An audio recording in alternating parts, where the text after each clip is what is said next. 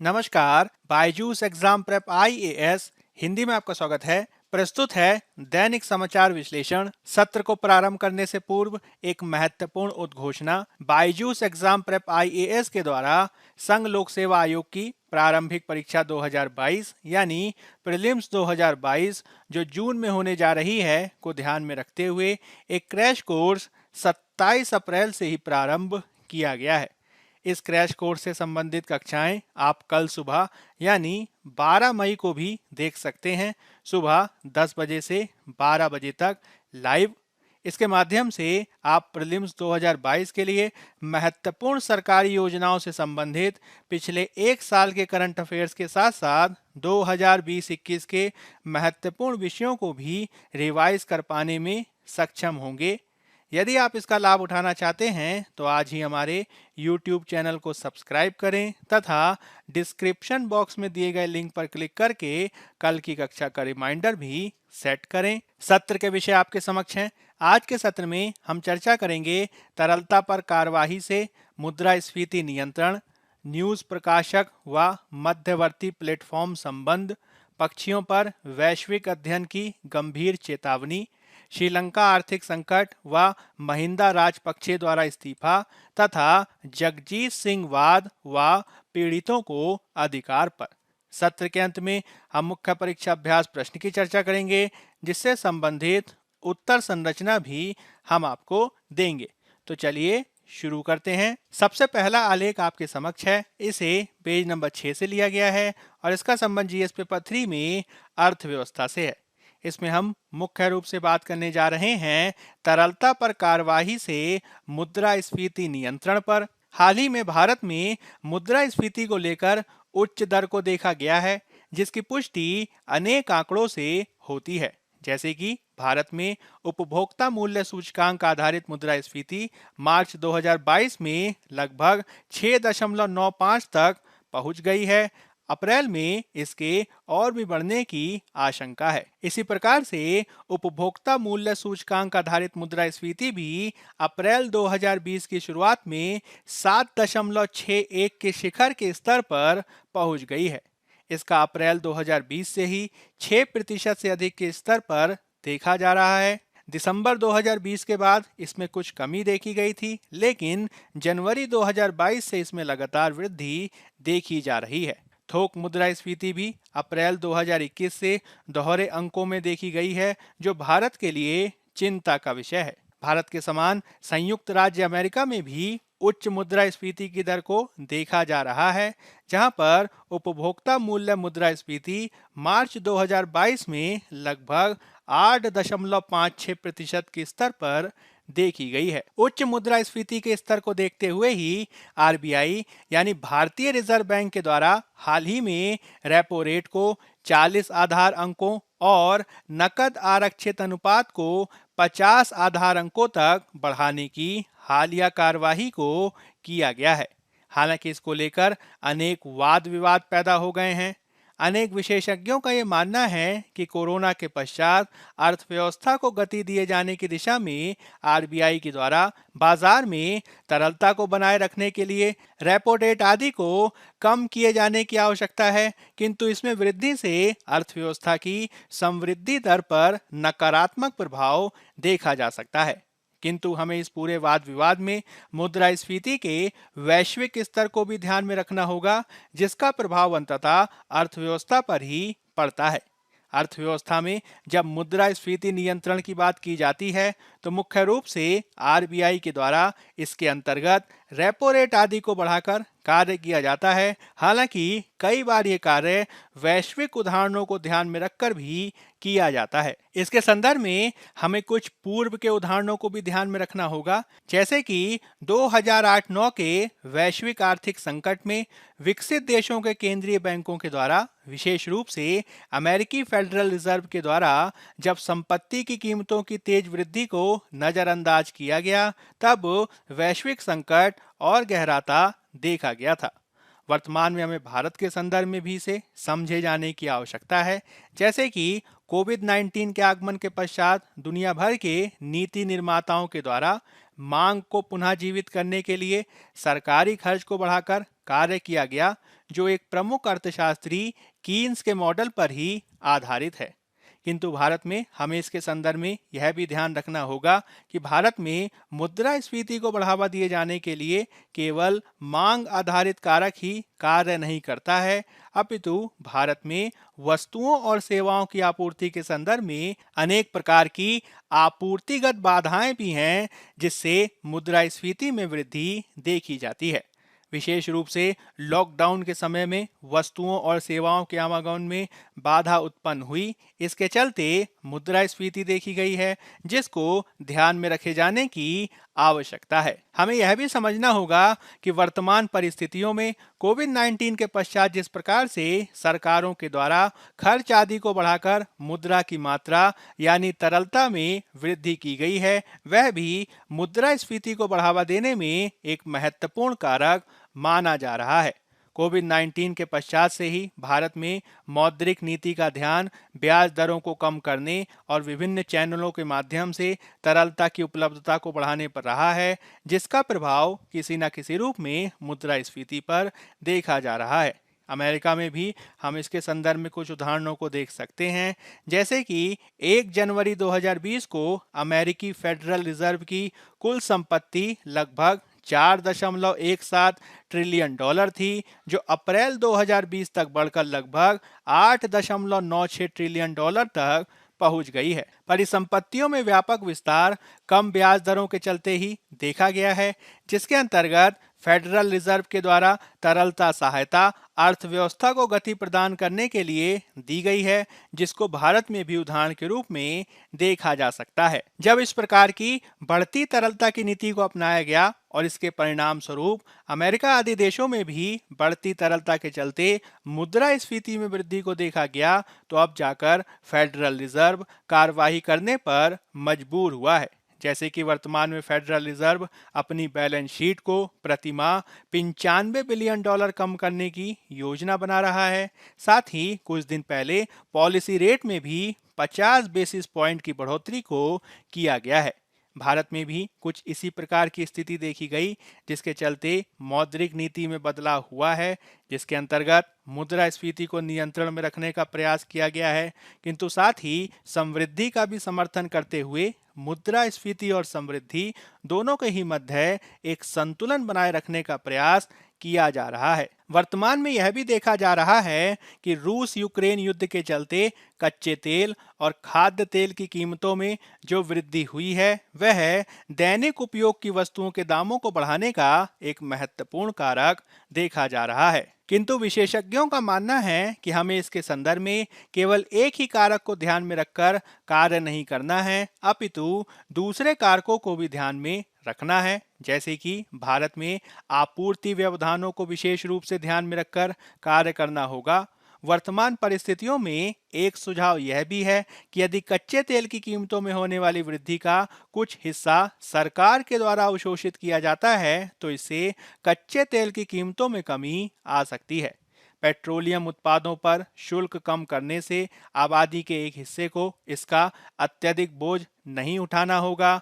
खाद्य कीमतों पर भी यह विचार लागू होता है, किंतु हमें यह भी समझना होगा यदि सरकार एक सीमा से ज्यादा सीमा शुल्क आदि कम करती है, तो इससे सरकारों का राजस्व कम होगा, जो आगे चलकर सरकारों के घाटे को बढ़ा सकता है। आने वाले समय में कोविड-19 के प्रभावों को कम करने के लिए सरकारों के द्वारा खर्च को बढ़ाए जाने की योजना बनाई गई है, जिसके तहत सरकारों के लिए राजस्व स्रोतों को बढ़ाना भी आवश्यक हो जाता है। इस दृष्टि से यदि हम देखें तो सरकार एक सीमा से ज्यादा सीमा शुल्क आदि को भी कम नहीं कर सकती है।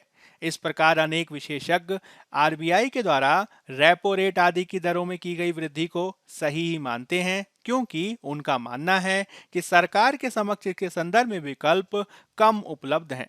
आरबीआई का मानना है कि वर्तमान में तरलता की स्थिति को देखते हुए जो नीतिगत कार्यवाही की गई है, वह एक ऐसा उपाय है जो आगे चलकर अर्थव्यवस्था में तरलता और मुद्रास्फीति का बेहतर और कुशल संचरण सुनिश्चित करेगा।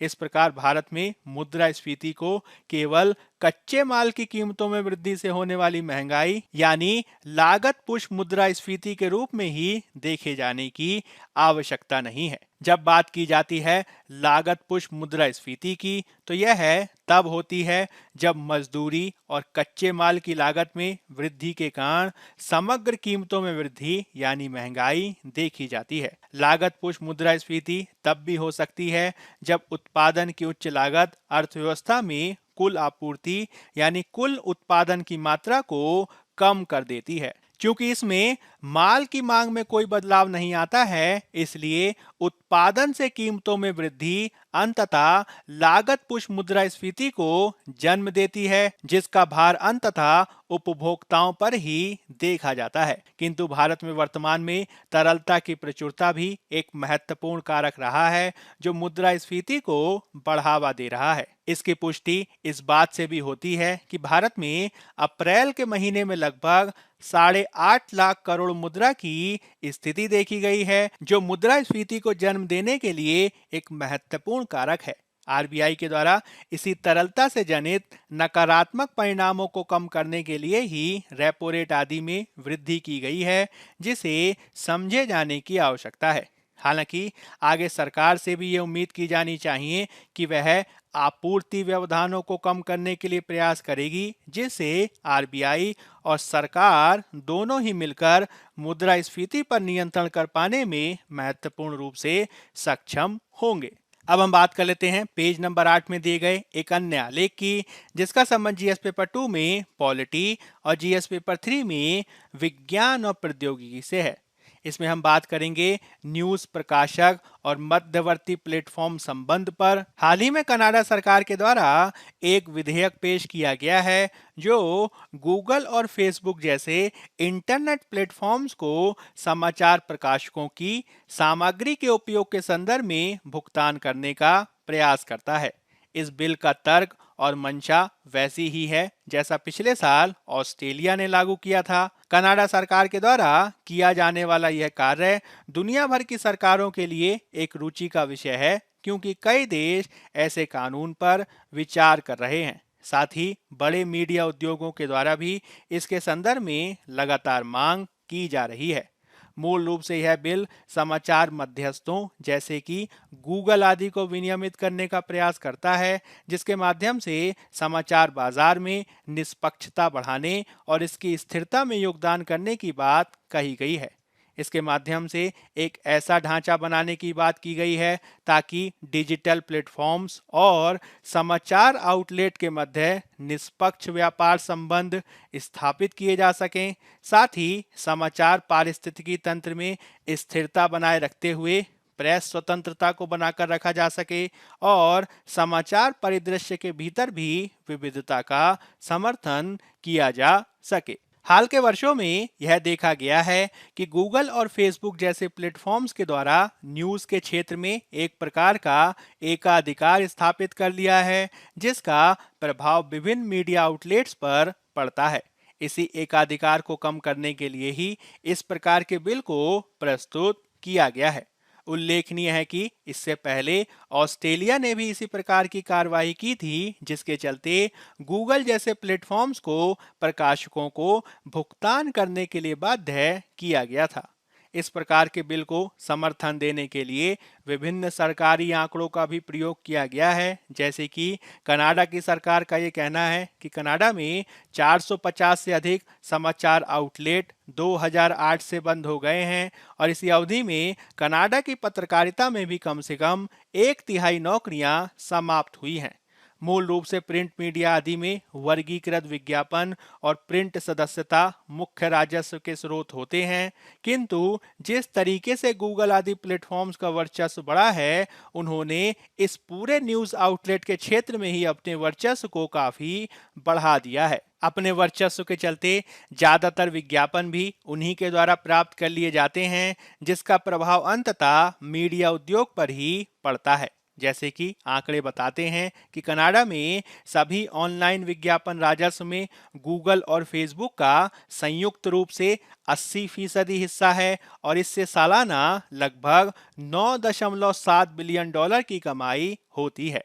कनाडा का विधेयक इसी असंतुलन को ठीक करने का प्रस्ताव करता है। इसके तहत यह सुनिश्चित करने का प्रयास किया जाएगा कि गूगल जैसे प्लेटफॉर्म समाचार प्रकाशकों के साथ एक वाणिज्यिक सौदे पर बातचीत करें। यदि वे किसी सौदे पर सहमत नहीं होते हैं तो इसमें न्यायिक मध्यस्थता के माध्यम से भी कार्य किया जा सकता है। हमें यह भी ध्यान रखना होगा कि वर्तमान में डिजिटल संसार के बढ़ने से पारंपरिक समाचार मीडिया चैनल किस प्रकार से गूगल आदि से पीछे होते जा रहे हैं। यह बात जरूर कही जाती है कि गूगल और फेसबुक बहुत सारे पारंपरिक समाचार प्रकाशकों के लिए बहुत अधिक ट्रैफिक प्रदान करते हैं और समाचार खोज आदि में भी महत्वपूर्ण भूमिका निभाते हैं, किंतु यह भी सत्य है कि वे समाचारों के वास्तविक प्रकाशकों की तुलना में बहुत अधिक पैसा कमाने में भी सक्षम हो जाते हैं। प्रकाशकों को गूगल जैसे प्लेटफॉर्म में प्रयोग किए जाने वाले गणितीय एल्गोरिथम से बार बार जूझना पड़ता है, जिसमें होने वाले लगातार परिवर्तन अचानक ही समाचार प्रकाशकों के पाठकों की मात्रा को कम कर देते हैं। समाचार प्रसार पर इंटरनेट प्लेटफॉर्म के इस बढ़ते नियंत्रण के चलते ही हाल के समय में सरकारों में जागरूकता बढ़ी है और समाचार प्रकाशकों को भी उनका वास्तविक हक दिए जाने के संदर्भ में बात को कहा गया है। इसमें फ्रांस भी एक ऐसा उदाहरण है जिसने इंटरनेट प्लेटफॉर्म जैसे कि गूगल आदि को प्रकाशकों के साथ समझौता करने के लिए मजबूर किया है। फ्रांस के द्वारा लागू किया गया कानून यूरोपीय संघ के कॉपीराइट नियमों पर आधारित है, जो प्रकाशकों को उनके समाचार के अंश दिखाने वाले ऑनलाइन प्लेटफॉर्म से शुल्क की मांग करने की अनुमति को प्रदान करता है। हाल के समय में गूगल और फेसबुक के द्वारा भी इसके संदर्भ में कार्य किया गया है, जैसे कि पिछले कुछ वर्षों में गूगल ने दुनिया भर के प्रकाशकों की सामग्री को लाइसेंस देने के लिए न्यूज शोकेस कार्यक्रम के तहत एक ढांचे का विकास किया है, जिसके माध्यम से वह गुणवत्तापूर्ण पत्रकारिता का समर्थन करने का दावा करता है। फेसबुक द्वारा भी पिछले साल इसी प्रकार के कार्यक्रम की बात कही गई है। हालांकि कनाडा सरकार के द्वारा जो बिल प्रस्तुत किया गया है उसको लेकर विशेषज्ञों का यह भी कहना है कि आगे चलकर पत्रकारिता की गुणवत्ता को नकारात्मक रूप से भी प्रभावित कर सकता है, क्योंकि इससे न्यूज प्रकाशन पर सरकारों का नियंत्रण बढ़ सकता है। इसी के परिप्रेक्ष्य में गूगल ने कनाडा में अपने सर्च इंजन को बंद करने की धमकी भी दी है, जबकि फेसबुक ने अपने उत्पादों में समाचारों को साझा करने पर प्रतिबंध लगाने की बात कही है। हालांकि वर्तमान में ये धमकियां केवल कोरी धमकियों के रूप में ही साबित हुई हैं तथा यह उम्मीद की जा रही है कि गूगल और फेसबुक नए कानून के अनुसार समाचार प्रकाशकों के साथ समझौता करने के लिए विवश होंगे। वर्तमान में यह बिल कनाडा संसद के हाउस ऑफ कॉमन्स में अंतिम चरणों में है। विधेयक जिस प्रकार का भी अंतिम रूप लेता है, यह स्पष्ट है कि दुनिया भर में इंटरनेट प्लेटफॉर्म्स को विनियमित करने की आवश्यकता पर बहस बढ़ती देखी जा सकती है। ऐसा कहा जा रहा है कि यूनाइटेड किंगडम में भी मीडिया उद्योग में इस प्रकार के असंतुलन को सही करने के लिए नियमों पर विचार किया जा रहा है। भारत में भी इस साल की शुरुआत में भारत के प्रतिस्पर्धा आयोग ने गूगल के विरुद्ध एक जांच का आदेश दिया था, जिसका आधार सौदेबाजी, शक्ति असंतुलन और विज्ञापन राजस्व में उचित हिस्सेदारी दिए जाने से गूगल का इनकार था। इस संदर्भ में भारत की प्रमुख डिजिटल मीडिया कंपनियों के समूह डिजिटल न्यूज पब्लिशर्स एसोसिएशन द्वारा गूगल पर यह आरोप लगाया गया था कि वह ऑनलाइन न्यूज के मामले में असामान्य रूप से शक्ति को रखता है और विज्ञापन राजस्व में भी डिजिटल न्यूज पब्लिशर्स आदि को उचित हिस्सेदारी देने से इनकार करता है। इसी विवाद के चलते यह संभावना जताई जा रही है कि आगे आने वाले समय में भारत में भी इस प्रकार का कोई विधेयक देखा जा सकता है, जो डिजिटल न्यूज के क्षेत्र में एक नवीन हस्तक्षेप के रूप में देखा जाना चाहिए। अब हम बात कर लेते हैं पेज नंबर 8 में दिए गए एक अन्य आलेख की, जिसका संबंध जीएस पेपर 3 में पर्यावरण और पारिस्थितिकी से है। इसमें हम बात करेंगे पक्षियों पर वैश्विक अध्ययन की गंभीर चेतावनी पर। हाल ही में प्रकाशित एक महत्वपूर्ण report the state of world's birds report, जो दुनिया भर में प्राकृतिक विज्ञानियों और पक्षी विशेषज्ञों के द्वारा पक्षियों के संदर्भ में वार्षिक समीक्षा के रूप में प्रकाशित की गई है, इससे ये पता चलता है कि पक्षियों की 10,994 जीवित प्रजातियों में से 48% की आबादी घट रही है। उल्लेखनीय है कि यह रिपोर्ट मैनचेस्टर मेट्रोपॉलिटन यूनिवर्सिटी के नेतृत्व में प्रकाशित की गई है, जो पक्षियों की जैव विविधता के ज्ञान में बदलाव और उनसे संबंधित जोखिम के संदर्भ में महत्वपूर्ण निष्कर्षों को सामने लाता है। अध्ययन में पाया गया है कि दुनिया भर में मौजूद पक्षी प्रजातियों में से 5,245 या लगभग 48% आबादी में गिरावट का दौर देखा जा रहा है। यह अध्ययन वर्ल्ड लाइफ इंटरनेशनल के द्वारा international union for conservation of nature red list के सभी पक्षियों के नवीनतम आकलन से लिया गया है, जो यह दर्शाता है कि वर्तमान में लगभग 13.5% प्रजातियों को वैश्विक विलुप्ति के खतरे का सामना करना पड़ सकता है। इसमें 223 को गंभीर रूप से लुप्तप्राय के रूप में वर्गीकृत किया गया है, जो बेहद चिंता का विषय है। पक्षी प्रजातियों में ऐसी अनेक प्रजातियां हैं जिनके समक्ष आने वाले समय में खतरा विद्यमान है। इसमें तोते, तीतर और कबूतर जैसी सामान्य प्रजातियों को भी शामिल किया गया है। अध्ययन के अनुसार समशीतोष्ण अक्षांशों की तुलना में उष्णकटिबंधीय क्षेत्रों में खतरे वाली पक्षी प्रजातियां अधिक पाई जाती हैं। इसमें उष्णकटिबंधीय एंडीज, दक्षिण पूर्व ब्राजील, पूर्वी हिमालय, पूर्वी मेडागास्कर और दक्षिण पूर्व एशियाई द्वीप प्रमुख पक्षी प्रजातियों के लिए हॉट स्पॉट का क्षेत्र हैं, जिन पर ज्यादा ध्यान दिए जाने की आवश्यकता है। हमें ध्यान रखना होगा कि पारिस्थितिकी तंत्र के संदर्भ में पक्षियों की महत्ता काफी ज्यादा है, क्योंकि पक्षी वास्तव में एक वैश्विक प्रजाति के रूप में कार्य करते हैं, जिनमें एक या एक से अधिक प्रजातियां पृथ्वी के सभी स्थलीय आवासों पर देखी जाती हैं। इसमें शहरी वातावरण को भी शामिल किया जाता है। पक्षियों के द्वारा पारिस्थितिकी तंत्र में प्रत्यक्ष या अप्रत्यक्ष रूप से अनेक प्रकार का योगदान किया जाता है, जिनमें विविध सेवाओं के प्रावधान से लेकर उनका विनियमन और सहायक सेवाएं भी शामिल हैं। पारिस्थितिकी तंत्र के भीतर पक्षी परागकणों को फैलाने के साथ ही बीज फैलाने वाले, गंदगी साफ करने वाले और शिकारियों के रूप में भी महत्वपूर्ण भूमिका निभाते हैं। साथ ही कीट नियंत्रण के माध्यम से सतत कृषि जैसे मानव प्रयासों का भी समर्थन करते हैं। अनेक क्षेत्रों में यह भी देखा गया है कि पक्षी चूहों का उन्मूलन करने के माध्यम से कोरल रीफ आदि की उत्पादकता को भी बढ़ा देते हैं। जंगली पक्षियों और उनके उत्पादों का भी आर्थिक रूप से योगदान है, जैसे कि उनसे मांस और अंडे प्राप्त होते हैं। सभी मौजूदा पक्षी प्रजातियों में से लगभग 45% लोगों के द्वारा किसी न किसी तरीके से उपयोग किए जाते हैं, चाहे वह पालतू जानवर के रूप में हो या फिर भोजन के रूप में हो।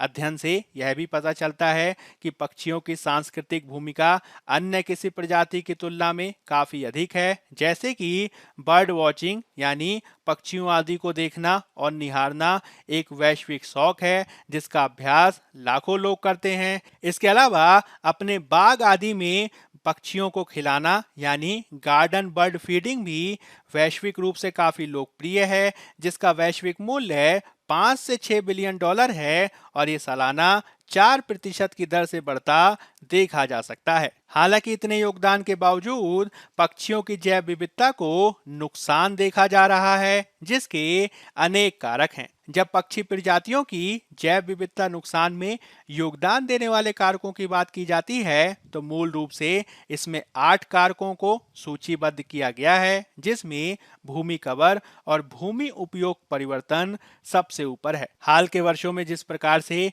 मानव आबादी में निरंतर वृद्धि होने के साथ ही प्रति व्यक्ति खपत में भी वृद्धि हुई है, वह सीधे सीधे पक्षियों के प्राकृतिक आवासों के रूपांतरण और गिरावट की ओर ले जाता है, जिसके परिणाम स्वरूप पक्षी जैव विविधता का ह्रास होता है। हालांकि 1982 और 2016 के बीच वैश्विक वृक्ष आच्छादन में वृद्धि हुई है, किंतु हमें ध्यान रखना होगा कि यह वृक्षारोपण अनेक बार गैर देसी वनीकरण के साथ संचालित किया जाता है।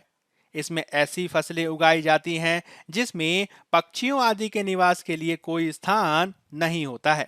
इसके चलते पक्षियों का आवास विखंडन मुख्य रूप से उष्णकटिबंधीय और भूमध्य सागरीय क्षेत्रों में देखा गया है, जिसके चलते कई लाख पक्षी प्रतिवर्ष मारे जाते हैं। आवास विखंडन के अलावा आक्रामक विदेशी प्रजातियों और बीमारियों का प्रभाव भी पक्षियों की संख्या को कम करने के लिए महत्वपूर्ण नकारात्मक कारक रहा है। इसमें बुनियादी ढांचे का विकास, ऊर्जा की मांग और प्रदूषण, एग्रोकेमिकल और फार्मास्यूटिकल उपयोग, वैश्विक अवैध पक्षी व्यापार और जलवायु परिवर्तन भी ऐसे कारक हैं जो पक्षियों की संख्या को कम कर रहे हैं।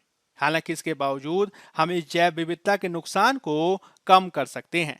पक्षी जैव विविधता के ह्रास के सापेक्ष ही हमें समझना होगा कि यदि हम इसके संदर्भ में प्रयास करें तो हम इस जैव विविधता के नुकसान को रोक भी सकते हैं। इसके संदर्भ में पक्षी वैज्ञानिकों की भूमिका ज्यादा महत्वपूर्ण है, क्योंकि उन्हें अन्य की तुलना में पक्षी विविधता के पैटर्न की अच्छी समझ होती है और वह पक्षी जैव विविधता के नुकसान को धीमा करने और अंततः पलटने के लिए आवश्यक उपायों को लागू किए जाने के संदर्भ में महत्वपूर्ण भूमिका निभा सकते हैं। चूंकि मानव आबादी का बढ़ना और इसका सभी प्रकार के प्राकृतिक पारिस्थितिकी तंत्रों में विस्तारित होना पक्षी जैव विविधता के कम होने का महत्वपूर्ण कारक है, इसलिए मानव आबादी को कम करते हुए निश्चित क्षेत्रों की पहचान की जानी चाहिए जहां पर पक्षी आबादी को बढ़ाया जा सके। इसके संदर्भ में ऐसे उपायों को लागू करना होगा जो सामाजिक दृष्टिकोण के साथ ही उभरते हुए संरक्षण के वैज्ञानिक साधनों पर भी आधारित हों। इसके लिए पक्षियों के संरक्षण को मानव कल्याण, स्थिरता, जलवायु लचीलापन और पर्यावरणीय न्याय के साथ जोड़ना होगा, तभी जैव विविधता और पक्षी संरक्षण के संदर्भ में दीर्घकालिक परिणामों को हासिल किया जा सकता है। अब हम बात कर लेते हैं पेज नंबर 6 में दिए गए एक अन्य आलेख की, जिसका संबंध जीएस पेपर 2 में आईआर से है और इसमें हम बात करेंगे श्रीलंका आर्थिक संकट व महिंद्रा राजपक्षे के इस्तीफे की। श्रीलंका के आर्थिक संकट में एक नया मोड़ देखा गया है। श्रीलंका में जिस प्रकार से व्यापक सार्वजनिक विरोध प्रदर्शन हुए हैं, उसके चलते श्रीलंका के प्रधानमंत्री महिंदा राजपक्षे के द्वारा इस्तीफा दे दिया गया है। विशेषज्ञों के द्वारा महिंदा राजपक्षे के इस्तीफे को एक राजनीतिक ब्रांड के अचानक पतन के प्रतीक के रूप में दर्शाने का प्रयास किया गया है, जो श्रीलंका की राजनीति में पिछले 15 सालों से हावी रहते देखे गए थे।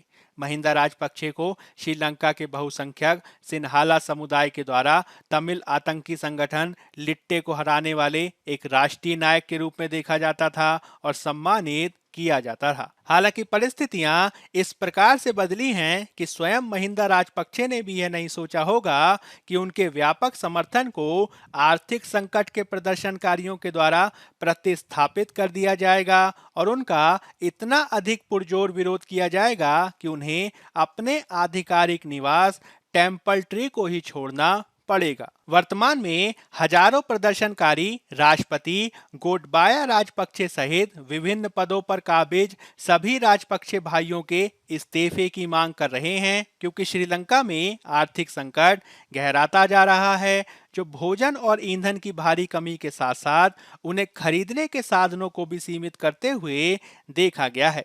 कुछ समय पहले तक राजपक्षे आर्थिक संकट को दूर किए जाने के संदर्भ में निश्चिंत दिखाई दे रहे थे और उन्होंने विदेशी सहायता और विभिन्न पैकेजों के माध्यम से संकट को दूर किए जाने का आश्वासन दिया था। हालांकि जैसे जैसे विरोध प्रदर्शन देखा गया है, वैसे वैसे राजपक्षे बंधुओं के खिलाफ माहौल भी बनता गया है। राजनीतिक अनिश्चितता के बीच कहा जा रहा है कि जिस प्रकार से प्रधानमंत्री राजपक्षे के समर्थकों के द्वारा कोलंबो में प्रदर्शनकारियों पर हिंसक हमले किए गए, उसी ने इस प्रकार की घटनाओं की एक श्रृंखला को जन्म दे दिया है, जिसके परिणाम स्वरूप राजपक्षे के पैतृक घर सहित राजनीतिक नेताओं के घरों पर भी हमले की घटनाएं देखी गई हैं, जो बेहद चिंता का कारण कहा जा सकता है। विशेषज्ञों के अनुसार प्रधानमंत्री महिंदा राजपक्षे का इस्तीफा मात्र ही प्रदर्शनकारियों को शांत करने के लिए पर्याप्त नहीं होगा और यह राजनीतिक अस्थिरता को आगे भी जारी रख सकता है। आगे जो भी प्रधानमंत्री का पद संभालेंगे, उन पर यह जिम्मेदारी होगी कि वे न केवल जनता के विश्वास को साथ लेकर आगे बढ़ें, अपितु देश को आर्थिक सुधार की ओर ले जाने की भी इच्छा शक्ति रखें। राष्ट्रपति गोटबाया को ऐसे व्यक्तियों को चुनना होगा जो संसदीय बहुमत को भी हासिल कर सके, लेकिन जिस प्रकार से जनता का मूड वर्तमान में दिखाई दे रहा है, वह राजपक्षे शासन से जुड़े किसी भी व्यक्ति को आगे आने से रोक सकता है। विपक्ष के नेता सजित प्रेमदासा पहले ही गोटबाया प्रेसिडेंसी के तहत सरकार चलाने के प्रस्ताव को ठुकरा चुके हैं। ऐसे में राजनीतिक जटिलता और बढ़ सकती है। भारत के लिए भी यह स्थिति दुविधाजनक कही जा सकती है, क्योंकि भारत ने 3.5 बिलियन डॉलर की वित्तीय और भौतिक सहायता के साथ श्रीलंका के संकट को दूर करने का प्रयास किया है, किंतु इसे इस रूप में भी देखा जा सकता है कि भारत के द्वारा एक अलोकप्रिय शासन को निरंतर जारी रखने का प्रयास किया जा रहा है। दूसरी तरफ भारत यह भी नहीं चाहेगा कि उसे ऐसे देश के रूप में देखा जाए जो श्रीलंका की सरकार को अस्थिर करने का प्रयास कर रहा है। यही कारण है कि भारत ने इस पूरी स्थिति पर बेहद सावधानीपूर्ण प्रतिक्रिया दी है और इस बात को स्पष्ट किया है कि भारत श्रीलंका के लोकतंत्र, स्थिरता और आर्थिक सुधार का हमेशा समर्थन करता रहा है और ये हमेशा लोकतांत्रिक प्रक्रियाओं के माध्यम से व्यक्त श्रीलंका के लोगों के सर्वोत्तम हितों के द्वारा ही निर्देशित होगा। इसका तात्पर्य यह है कि भारत जनता के हित में ही शासन की स्थिरता को देखता है। राजपक्षे ब्रांड का पतन यह भी संदेश दिलाता है कि बाहुबली प्रकार का राष्ट्रवाद और बहुसंख्यकवादी लामबंदी समर्थन का एक अंतहीन भंडार नहीं हो सकता है, विशेष रूप से जब जनता को आर्थिक कठिनाई का सामना करना पड़ता है। तो इस प्रकार के राष्ट्रवाद और बहुसंख्यकवादी लामबंदी का कोई फायदा नहीं होता है और अंततः बहुसंख्यकवादी शासन को पतन का मार्ग देखना पड़ता है। अब हम बात कर लेते हैं पेज नंबर 7 में दिए गए एक अन्य आलेख की, जिसका संबंध जीएस पेपर 2 में पॉलिटी से है। इसमें हम बात करेंगे जगजीत सिंह वाद और पीड़ितों को अधिकार पर। हाल ही में सुप्रीम कोर्ट के द्वारा दिया गया जगजीत सिंह बनाम आशीष मिश्रा वाद 2022 ऐतिहासिक रूप से पीड़ितों को अधिकार दिए जाने के संदर्भ में एक महत्वपूर्ण निर्णय बन गया है। विशेषज्ञों के द्वारा इसे कई मायनों में ऐतिहासिक माना गया है, क्योंकि भारत में अदालतों ने इससे पहले पीड़ित न्याय के लिए कभी भी इतनी उत्कट प्रकार की दलील को नहीं दिया है। लखीमपुर खीरी मामले में आशीष मिश्रा को जमानत देने से इनकार करते हुए अदालत ने पीड़ित के आपराधिक न्याय प्रक्रिया में भाग लेने के दावों को जायज ठहराते हुए तीखी टिप्पणी की और ये पाया कि अंतर्राष्ट्रीय दस्तावेजों के साथ साथ विभिन्न कानून सुधार रिपोर्ट की सिफारिशें भी अपराध के पीड़ितों के लिए अधिक से अधिक भागीदारी देने में पक्ष रखती हैं।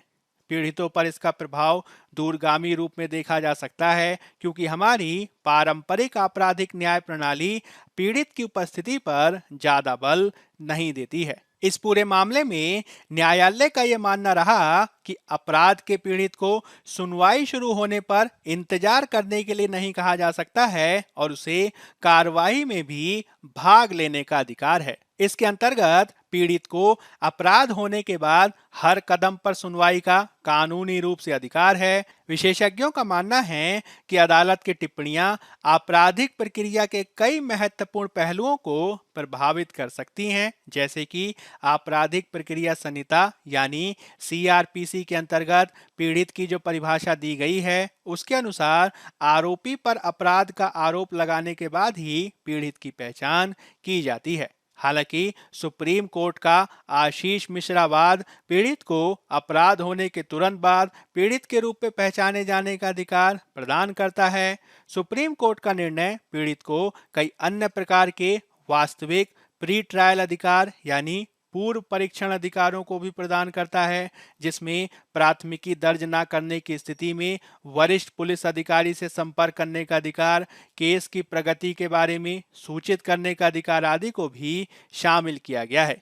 इस प्रकार पीड़ित अधिकारों के संदर्भ में यह निर्णय काफी महत्वपूर्ण है। हालांकि इसकी चुनौतियों को भी दूर किए जाने की आवश्यकता है। चुनौतियों के संदर्भ में हमें ध्यान रखना होगा कि सुप्रीम कोर्ट का निर्णय आपराधिक प्रक्रिया के सभी चरणों में पीड़ितों को सहभागी अधिकार प्रदान करता है। हालांकि यह देखा जाना महत्वपूर्ण होगा कि भविष्य में इस निर्णय की व्याख्या किस प्रकार से की जाती है और इसके परिणाम स्वरूप किन प्रकार के अधिकारों की पहचान की जाती है। यदि इस प्रकार की स्पष्टता नहीं होगी तो निचली अदालतों के द्वारा इस निर्णय को व्यवहार में कैसे लागू किया जाएगा, यह सदैव ही एक बड़ा प्रश्न बनकर रहेगा। दूसरी चुनौती यह है कि इस समय कई प्रावधान और न्यायिक मिसालें हैं जो पीड़ितों को ऐसे अधिकारों की व्यापक गारंटी के रास्ते में आड़े आ सकती हैं। उदाहरण के लिए सुप्रीम कोर्ट का रेखा मुरारका बनाम राज्यवाद 2019 यह टिप्पणी करता है कि पीड़ितों को मुकदमे में भाग लेने का अधिकार देने से मुकदमा पीड़ित और आरोपी के बीच एक प्रतिशोधी लड़ाई में बदल सकता है। इन सब चुनौतियों से निपटने का सबसे अच्छा तरीका भागीदारी के सिद्धांत को विधायी मान्यता प्रदान करना है और इसी के अनुसार भारत की आपराधिक प्रक्रिया संहिता सीआरपीसी को भी बदलने की आवश्यकता है। आपराधिक प्रक्रिया संहिता सीआरपीसी में संशोधन के माध्यम से अपराध के पीड़ितों की न्यायिक प्रक्रिया तक बेहतर पहुंच को सुनिश्चित किए जाने के साथ ही उनकी सुरक्षा और मुआवजे के संदर्भ में भी प्रावधानों को किया जा सकता है। विशेषज्ञों का ये मानना है कि विभिन्न प्रकार के आपराधिक कानूनों से संबंधित सुधार समितियों ने भी इस प्रकार की सिफारिशों पर ध्यान दिया है और इस पर काम किया जाना चाहिए। इस तरीके के विधायी उपाय पीड़ितों के अधिकार को मान्यता दिए जाने के साथ ही निचली न्यायपालिका और आपराधिक न्याय प्रणाली में भी व्यापक सुधारों का मार्ग प्रशस्त कर सकते हैं। अब हम बात कर लेते हैं मुख्य परीक्षा अभ्यास प्रश्न की। पहला प्रश्न है, भारत में मुद्रास्फीति को केवल लागत पुश मुद्रास्फीति के रूप में वर्णित नहीं किया जा सकता है, तरलता की प्रचुरता भी एक महत्वपूर्ण कारक रहा है। व्याख्या करें। 250 शब्द 15 अंक। दूसरा प्रश्न है, इंटरनेट प्लेटफॉर्म को विनियमित करने की आवश्यकता पर दुनिया भर में बहस बढ़ रही है, खासकर जब यह समाचारों की बात आती है। स्पष्ट करें। 250 शब्द 15 अंक। पहले उत्तर की संरचना की भूमिका में आप लागत पुश मुद्रास्फीति का सामान्य परिचय देंगे और इसके मुख्य भाग में आप भारत में उच्च मुद्रास्फीति की स्थिति को आंकड़ों के साथ स्पष्ट करेंगे, उच्च मुद्रास्फीति के प्रमुख कारकों की व्याख्या करेंगे, लागत पुश मुद्रास्फीति के कारक के रूप में तरलता की प्रचुरता को स्पष्ट करेंगे और इसके संदर्भ में कुछ अन्य सुझावों को भी देंगे। अंत में आप एक उपयुक्त सकारात्मक निष्कर्ष प्रस्तुत करेंगे और इस रूप में आपका उत्तर पूर्ण होगा। दूसरे उत्तर की संरचना की भूमिका में आप न्यूज प्रकाशक व मध्यवर्ती प्लेटफॉर्म संबंध का सामान्य परिचय देंगे। इसके मुख्य भाग में आप न्यूज प्रकाशन व मध्यवर्ती प्लेटफॉर्म संबंधों में उठे विवाद की व्याख्या करेंगे, विवाद निस्तारण में सरकारों की भूमिका को स्पष्ट करेंगे और इसके संदर्भ में कनाडा, ऑस्ट्रेलिया आदि के उदाहरणों की भी व्याख्या करेंगे। साथ ही विवाद के निवारण में कुछ अन्य सुझावों को भी देंगे। इस प्रकार से अंत में आप एक उपयुक्त सकारात्मक निष्कर्ष प्रस्तुत करेंगे और इस रूप में आपका उत्तर पूर्ण होगा। दैनिक समाचार विश्लेषण के आज के अंक में फिलहाल इतना ही। धन्यवाद।